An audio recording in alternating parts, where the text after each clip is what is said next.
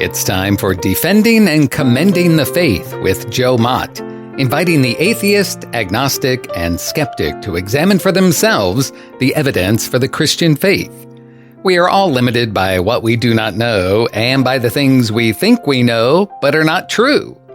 Dr. Joe Mott earned his PhD at LSU and was a distinguished math professor at Florida State University for 38 years, helping to write 3 math textbooks and authoring over 30 research articles in math.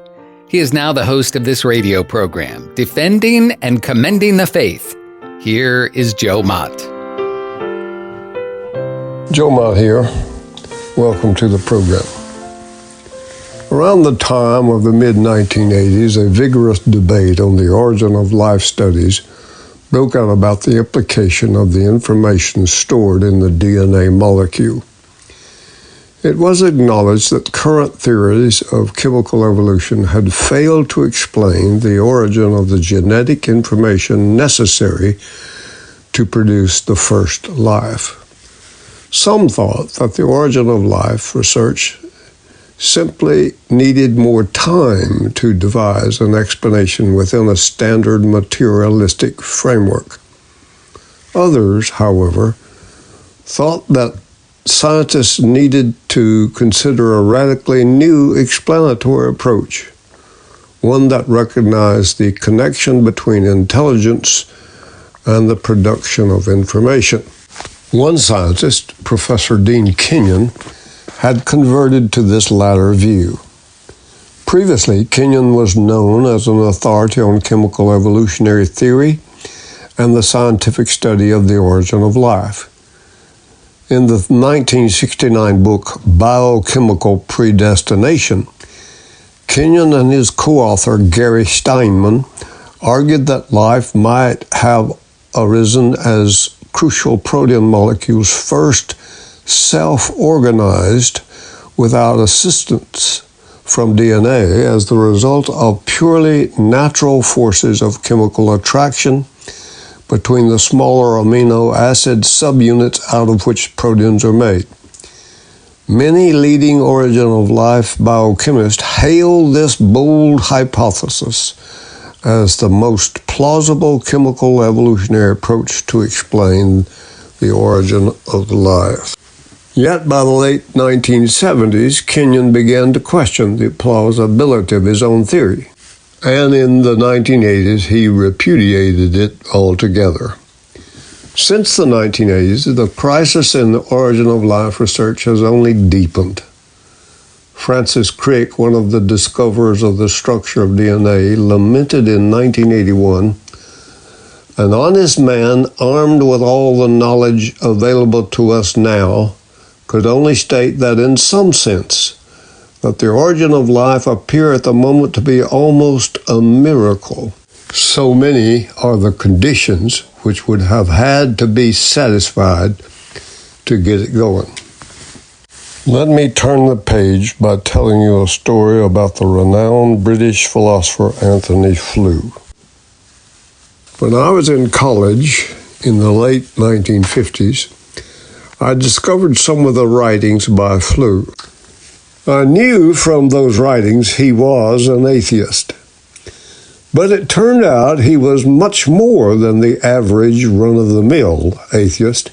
From about 1953, he had become the most famous atheist in the world, and remained so until 2004.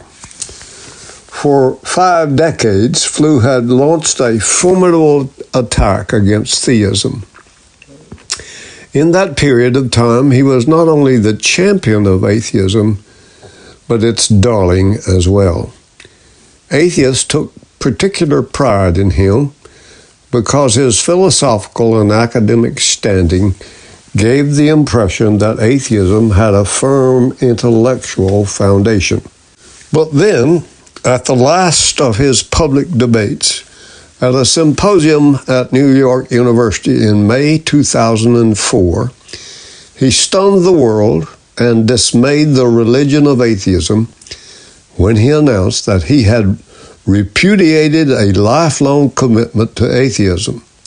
He now accepted the existence of God, the intelligent creator of the universe, citing, among other factors, evidence of intelligent design in the DNA molecule.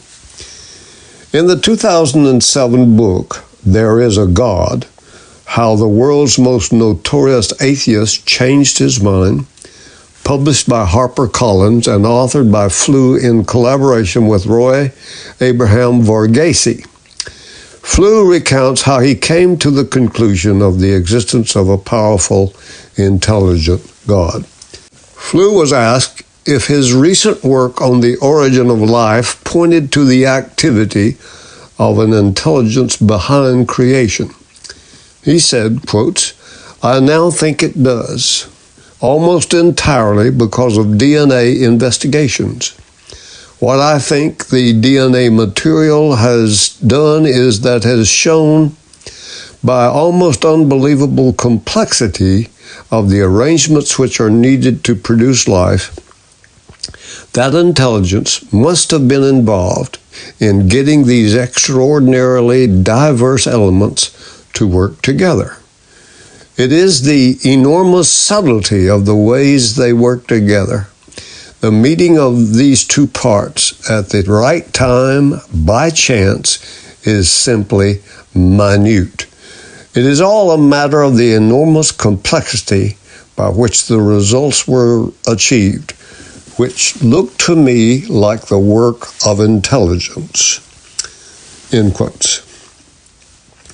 Flew goes on to reveal, quotes, "This statement represented a major change of course for me, but it was nevertheless consistent with the principle I have embraced since the beginning of my philosophical life, of following the argument no matter where it leads." End quotes.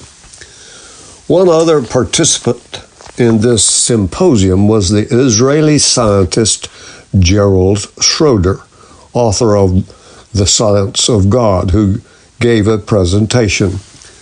Flew remarks, "I was particularly impressed with Jerry Schroeder's point-by-point refutation of what I call the monkey theorem. This idea, which has been presented in a number of forms and variations, defends the possibility arising by chance using the analogy of a multitude of monkeys banging away on computer keyboards and eventually ending up writing a Shakespearean sonnet." In his presentation, Schroeder took a sonnet for which he remembered the first line, "Shall I compare thee to a summer's day?" The sonnet had a total of 488 letters.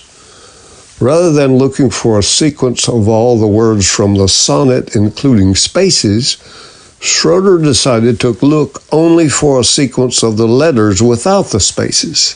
Then he asked, what is the likelihood of getting the 488 letters in the exact sequence in this sonnet? The answer is 1 chance out of 26 multiplied by itself 488 times, or 26 raised to the 488th power, or approximately 10 raised to the 690th power. By comparison, the number of particles, protons, electrons, and neutrons in the universe is 10 raised to the 80th power. Schroeder says, quote, "If you took the entire universe and converted it to computer chips and had each computer chip able to spin out 488 trials at, say, 1,000,000 times a second, producing random letters, the number of trials you would get since the beginning of time would be 10 raised to the 90th power. It would be off by a factor of 10 raised to the 600th power. You will never get a sonnet by chance. The universe would have to be 10 raised to the 600th power times larger. Yet, the world of atheism thinks the monkeys can do it every time." End quotes. After hearing Schroeder's presentation, Flew thought the monkey theorem was a load of rubbish. Flew adds, I now believe that the universe was brought into existence by an infinite intelligence. I believe that the universe's intricate laws manifest what scientists have called the mind of God. I believe that life and reproduction originated in a divine source.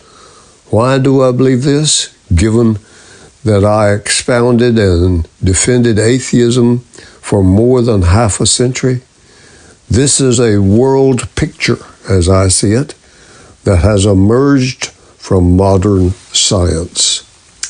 The announcement of his repudiation of atheism and his book created a great controversy, highlighted by an article in the New York Times Magazine alleging that Flew's intellect had declined due to senility, and moreover that the book was primarily the work of Varghese. However, Flew specifically denied this latter assertion, stating instead that the book actually represented his views, although he did acknowledge that due to his advanced age, Varghese had done most of the work of writing the book. In his conversion to belief in God, Flew fell from atheism's grace, and the darling of atheism suddenly was pronounced demented. Other charges were leveled against him. In Chapter 7 of his book, Flew writes his announcements, quote, provoked an outcry from critics who claimed that I was not familiar with the latest work in abiogenesis, end quotes. Flew then says, the latest work I have seen shows that the present physicist's view of the age of the universe gives too little time for these theories of abiogenesis to get the job done. Flew begins to look at the nature of life from a philosophical standpoint. He asks, quote, how can a universe of mindless matter produce beings with intrinsic ends, self-replicating capabilities, and coded chemistry?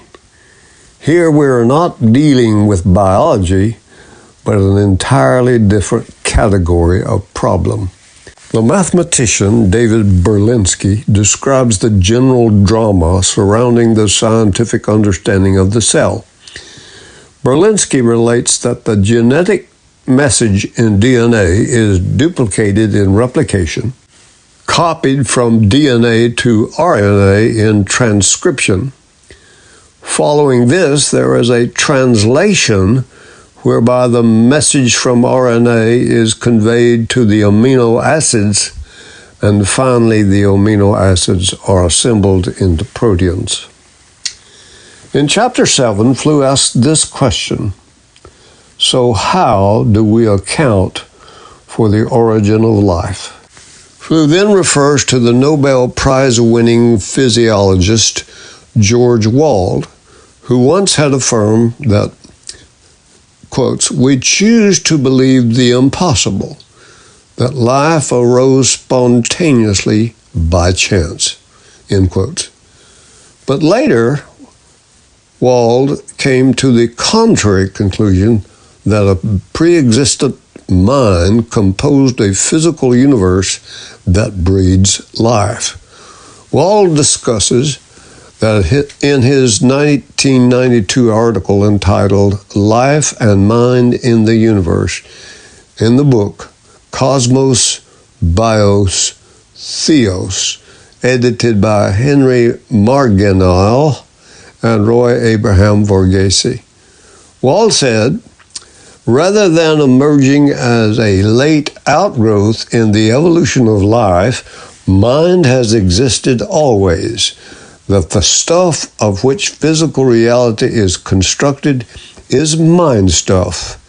It is mind that has composed a physical universe that breeds life, and so eventually evolves creatures that know and create. Science, art, and technology making creatures. inputs. Then Flew explains, this too is my conclusion. The only satisfactory explanation for the origin of such end-directed, self-replicating life as we see on Earth is an infinitely intelligent mind. Allow me to close this episode of the program with a vignette about the life of the architect Frank Lloyd Wright. He told of an incident that seemed insignificant at the time, but had a profound influence on the rest of his life. The winter he was 9, he went walking across a snow-covered field with his reserved, no-nonsense uncle. As the two of them reached the far end of the field, his uncle stopped him. He pointed out his own tracks in the snow, straight and true as an arrow's flight, and then young Frank's tracks meandering all over the field. He said, "Notice how your tracks wander aimlessly from the fence to the cattle to the woods and back again. And see how my tracks aim directly to my goal. There is an important lesson in that." Years later, the world-famous architect liked to tell how this experience had greatly contributed to his philosophy in life. "I determined right then," he'd say with a twinkle in his eye, "not to miss most things in life as my uncle had."